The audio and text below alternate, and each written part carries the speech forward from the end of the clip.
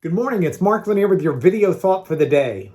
This week, what I've been doing is exploring a number of passages of Scripture that seem a little out of the ordinary for many of us.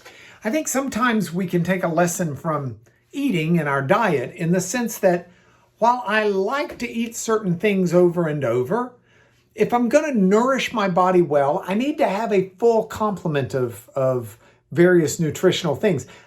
Broccoli is good. If you eat nothing but broccoli, you will be malnourished.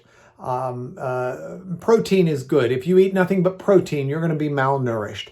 You need to find that you eat a good, broad diet to best take care of your body. Spiritually, it's no different. If we just go back the same scriptures over and over, the same ideas over and over, it's not that they're bad, but it's that we don't have the full nutrition that we need that comes from a diverse diet, even of scripture and spiritual thoughts. So with that in mind this week, what I've endeavored to do is to give you some passages and places from the Bible that probably aren't in your daily routine or your weekly or monthly or annual routine. And so I want to end this week's series by looking at a passage out of a short little one-chapter book found in the New Testament. We call it 3 John. And 3 John is not one of the books that we typically go to very often. But in that book, I've got several favorite verses. One of them is verse 4. Verse 4, the writer says, "I have no greater joy than to hear that my children are walking in the truth." Boy, that's true. That really resounds to me. But the passage that I really want to dwell on this morning seems very appropriate, especially right now in the midst of all that's going on in this world. And it comes from verse 2. In verse 2, so right at the very start of the letter, the writer says, "Beloved, I pray that all may go well with you, and that you may be in good health as it goes well with your soul." Now, that sounds good, but if you're reading it carefully in the Greek, what he says is, "I pray that everything will go well with you." And then the next two statements are kind of like subpoints to that. So big, broad concept, everything go well, but then he prays specifically that you be in good health.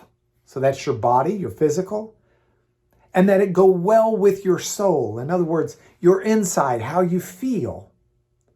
So he's praying that those he's close to, those he's writing to, that everything will be going well for them, both in their body, their physical health, but also in their emotions and thoughts and spiritual health.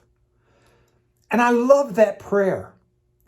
It's a marvelous start to that short letter, but it's a marvelous thought for us as well.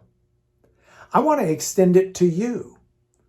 I don't know who all watches these videos. I get emails from some of you. But I pray, whoever you are, that it will go well with you in all ways.